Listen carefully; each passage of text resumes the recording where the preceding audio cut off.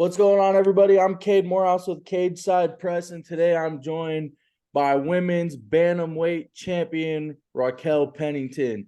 Raquel, how are you doing? And second of all, how does that sound? I'm doing really good. Just enjoying life right now, hanging out. I'm on mama duty now that Tecia's getting ready to start camp. But I'll tell you what, it's weird. My family's always called me champ. So it's just kind of been like my nickname, and now I'm like, oh hey, like that has the true meaning behind it. You know, your career, you've been fighting for a long time, but you went on a run in like 2015, 16. I think you went on like a 4-fight win streak. Yep. Then from 20, I think it was 18 to 2020, you went like 2-3. And ever since then, you've been on like a 6-fight win streak. What changed for you as a fighter to kind of go on this run? So my first run streak was right after I fought Misha Tate. I ended up 2 weeks before I fought Misha. I tore my shoulder and my bicep. So I went into that fight.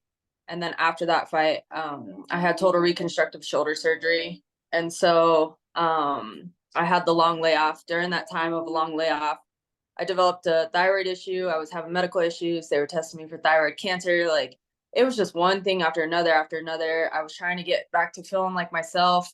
In my mind, I was like, okay, I'm having right shoulder surgery and a right bicep repair and right wrist surgery, but then like I could still do all this stuff with my left side, and it wasn't anything of what I had in mind. So it just took me to a really dark place. And then when I came back, UFC offered me the biggest profile fight of my career at the time for the first world title shot. And it was just like, man, like as an athlete, like this is what I worked hard for. It's what I wanted, but I wasn't anywhere ready for that. And I kind of tried to talk to them on that, but it turned out that, we were going for the world title. And then during that time, I broke my leg, barely avoided amputation. It was just one beating after another. Just to say, oh, there goes the baby, to say the least. But after that, I kind of took the time. I stepped back. I had to hit the reset button.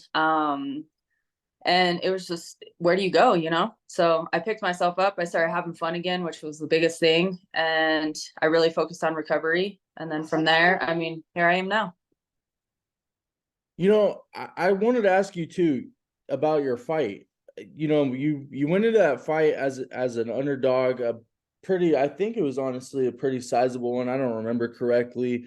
But anyway, all the doubters kind of just had Myra coming in there and out grappling Raquel Pennington and just being the young, hungry female fighter.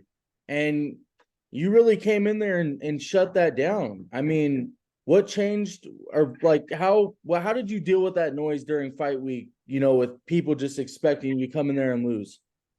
I've been the underdog my entire career. So it's not anything that truly affects me. Um, I don't really pay attention to it. Everybody's going to have their own opinion. As a athlete who's been in the sport for a really long time, like, I don't know. I just feel like there's more, um, you know, I had more skill. I have more skill. I have more experience. Like she hasn't had the opportunity in the top 10 yet.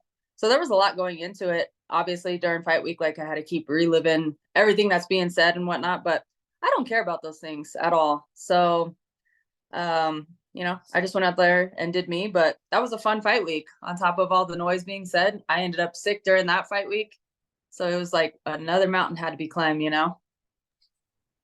Did I mean, it was a 5-round fight. Did you feel going into this fight that a 5-round fight favored yourself, considering the fact that she had only had 2 in her career? Oh, definitely. For one, I just have endurance behind me. So I tend to be that athlete that, by the time the third round comes around, it feels like I'm warmed up at that point. So 5 rounds doesn't necessarily bother me. I knew I had that advantage. But with this fight, I was nervous because, like I said, I mean, I got sick during fight week. I've never felt like that going into a fight. My team, we had to get my sports psychologist and everything and like kind of really just gather me. And it was like, all right, like, you need to understand that, like, bless you, mommy duties. But you need to understand that, this opportunity probably won't come around again. So I had to dig really deep in that one. And that's the only time that, for me, I was actually concerned about like I was going to be able to breathe for 5 rounds. Raquel, I want to ask you, move away from the fight for a second. You've really spoke out about this Juliana Pena fight, and I really want to ask you. I feel like I remember why, but or kind of remember why, but why is the Juliana Pena fight so important to you in your career? And also, what has made it kind of so personal for you? I think there's just a storyline behind it, so it'll make for a good fight. Just being on the Ultimate Fighter together. Uh, it's not necessarily like personal for me. Juliana's just a person on this planet that just kind of gets under my skin. Living with her for over 7 weeks, I went into the Ultimate Fighter. I didn't know her at all, and then I seen her being bullied, and I honestly felt bad for her. So it was just like, all right, we're roommates, we're actually teammates. So I try to befriend her, and just be like a person to her. And I learned her personality pretty quick. And so sometimes you just have those people on this planet that, your personalities don't go together, and you stay to your side, I'll stay to mine type thing. But just throughout the years, that's a fight that I've always wanted to happen. I figured it would happen a lot sooner. It hasn't. And then now, of course, you have her out there making all this noise and creating all this ruckus and saying things. And so, of course, it's a fight I'm definitely looking forward to. I want to say this for the record. I'm sure you guys have heard this many of times, but everyone talks about how the 135-pound division in the women's division specifically isn't that deep. But now you got Kayla Harrison coming over. You got Amanda Nunes talking about coming back, or leaving the door open. You got Chris Cyborg, who's expressed her frustrations with, the other organization and may leave the door open. Does this excite you for the division? Absolutely. It is frustrating being an athlete who is in the sport, and people, they're constantly on the outside, they're criticizing all these athletes.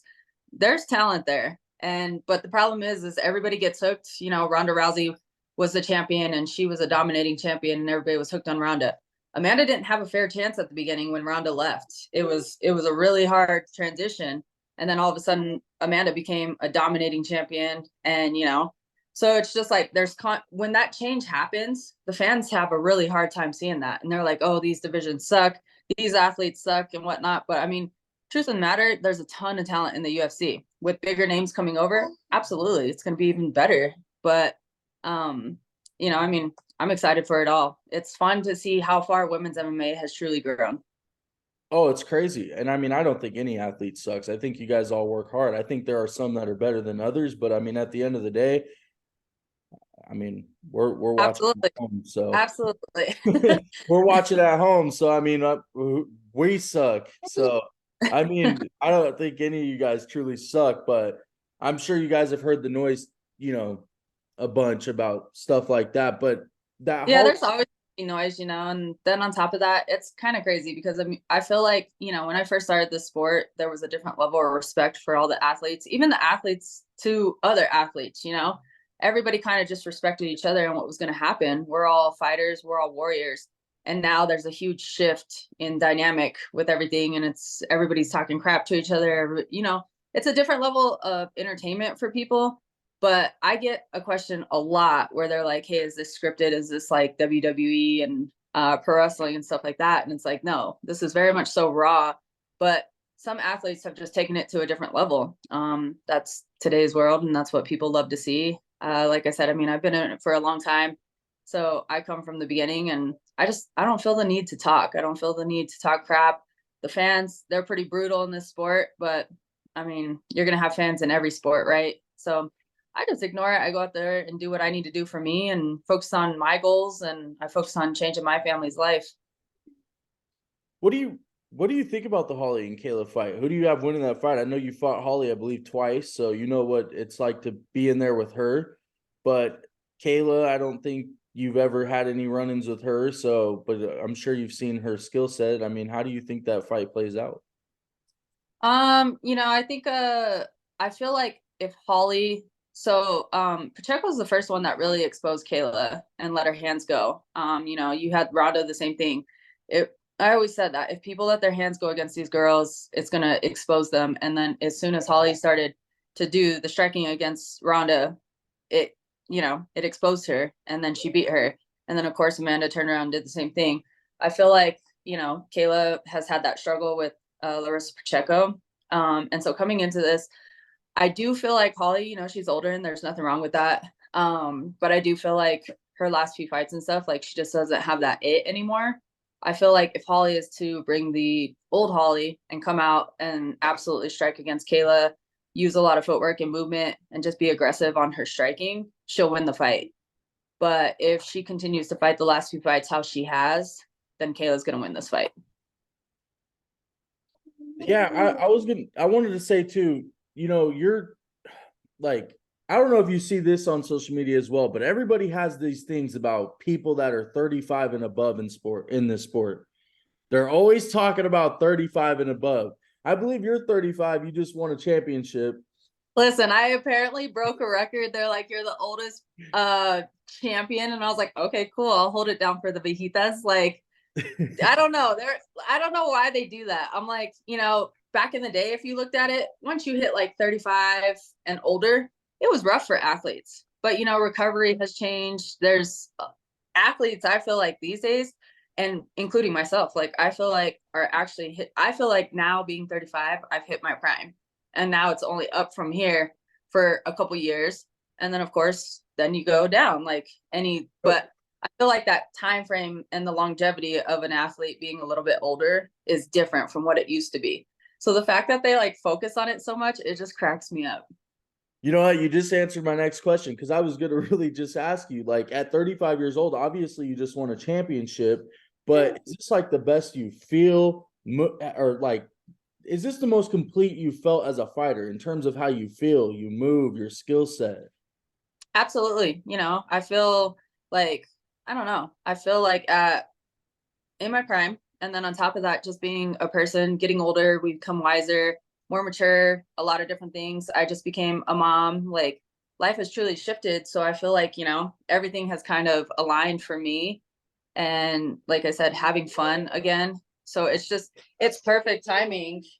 And yeah, I don't know. I mean, I I'm enjoying it. I'll tell you, I feel a difference in my body for sure. Like I'm healthy and I'm good, but then at the same time, like I can't just crack my knuckles and jump on the mat and get going again. Like I actually have to take like 40 minutes, do a warm up, do a nice cool down. So there are some things that are a little different, but it works out, you know.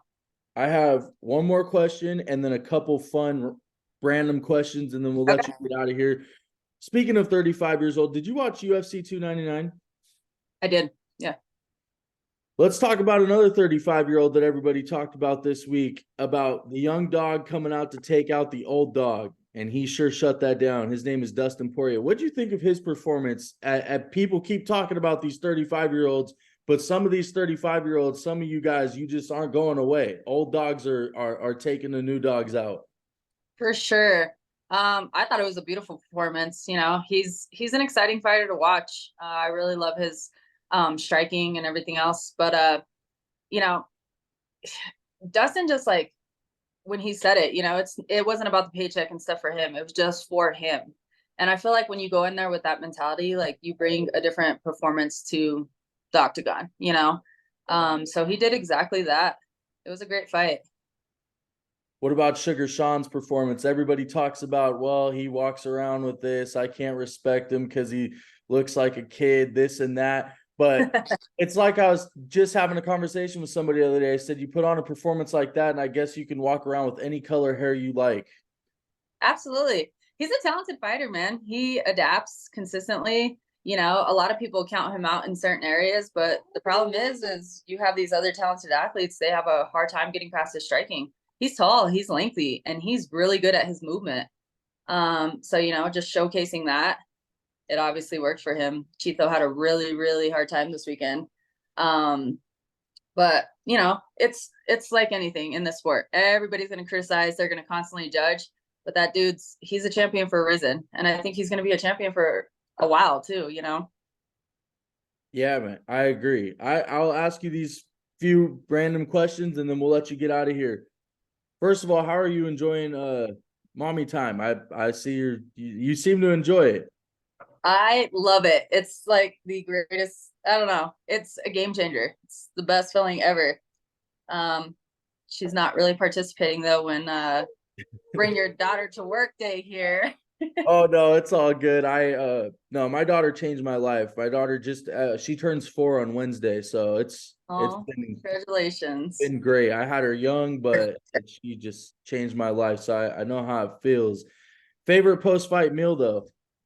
Favorite post-fight meal. Uh, so I love bacon, but I don't eat bacon throughout camp.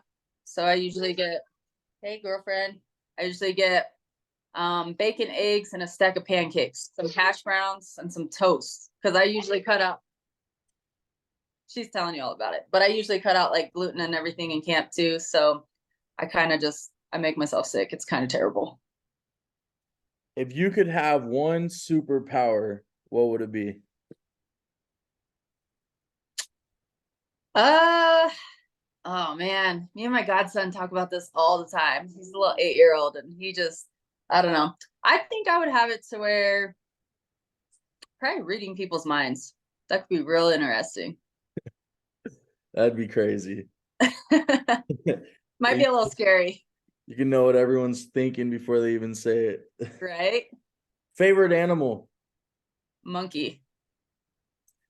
Favorite hobby outside of fighting? So I was born and raised here in Colorado. I grew up being a huge outdoors girl. So anything, honestly, like I grew up hunting, fishing, hiking, snowboarding, ice climbing, rock climbing, whitewater rafting, snowmobiling, camping, literally like everything. And then I absolutely love spending time with my family. You have 3 movies or TV shows you can pick, but you can't watch anything for the rest of your life. What are you picking? 3 movies or 3 TV shows? It could be like a mix. It could be you just can only pick 3. Um, Dang, gonna get real tired of those real fast. So my favorite movie is Love and Basketball. So that would have to be I in know there. that movie. That's with the real quick, that's with the USC player, right? Omar Epps and um with who? Isn't it with the basketball player that's from Yeah, yeah, USC, right? yeah. Is it? I think I know what you're talking about. I think it's on Netflix. They just put it on Netflix. Yeah, so I grew up being a basketball player. That was like my first passion. I always wanted to be in the WNBA, and then I broke my back. And so then I actually got into fighting. But so I'm always the baller at heart. But yeah, Love and Basketball. Um Dude, I'm hooked on. I've watched it twice already. I love Queen of the South. That show is just badass. Queen of the South. Is that have you ever seen One Tree Hill? I have not. Okay, that's like a high school soap opera, but I know some actors. I've heard of Queen of the South, I think. I've never watched it though. Yeah, it's a pretty good one. And then, um, you're gonna show off your messy Hey, face that you baby. just eating. Say hey. And then, Hi. uh, Scandal. I like Scandal too. Scandal. Okay. All right. Last one for you, and then I'll let you go. But when is the next time we will see Raquel Pennington back in the octagon? Hopefully, time frame wise. And will it be Juliana Pena or will it be the winner of Kayla Harrison home potentially, or somebody else that maybe you can think of in the division? As of right now, I believe it will be Juliana Pena. You never know with the UFC. So it could possibly be the winner of this fight. We shall see. Obviously, I just fought January. Right now, it's Tecia's time to shine. So she's coming back after having the baby after 2 years off. So she's going to make her return May 11th. And then I would like a little family time in between there. The baby's getting ready to turn 1 at the beginning of June. So we shall see. Maybe October. Nice. So Tisha will be in St. Louis then. Yep, she's fighting Tabitha. I think it's Ricci? Riki. How you say it? Yeah, yeah. Nice. Raquel, I'm gonna give you the last 30 seconds. Any shout outs, any people you want to shout out or tell people where to find you. I'm sure they know where to find you, but Yeah, you anything. can find me on Instagram. I think it's Raquel_Pennington. I'm on there. I try to usually interact with my fans and stuff.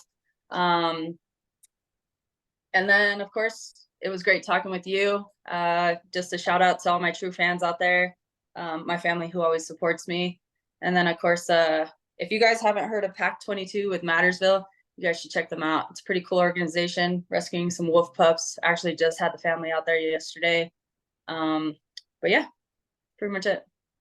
Raquel, I really want to thank you for your time. It was my honor to have you on and interview you, and best of luck to you and Tecia in your next fights. And I hope you enjoy mommy time. It's definitely the greatest gift in the world.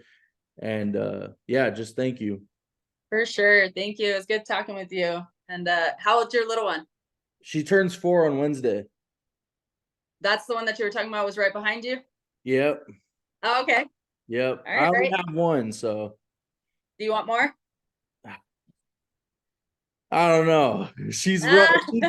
I was a pretty bad little kid, and she's a little honoring one, and I'm like, okay, you're gonna give it right back to me. I see how this is going. Uh-huh. Maybe with 2, she'll calm down. Yeah, But well, but happy birthday to her. I thank you so much. I hope you enjoy the rest of your day. Thank you, you too. We'll All talk to right. you. Bye.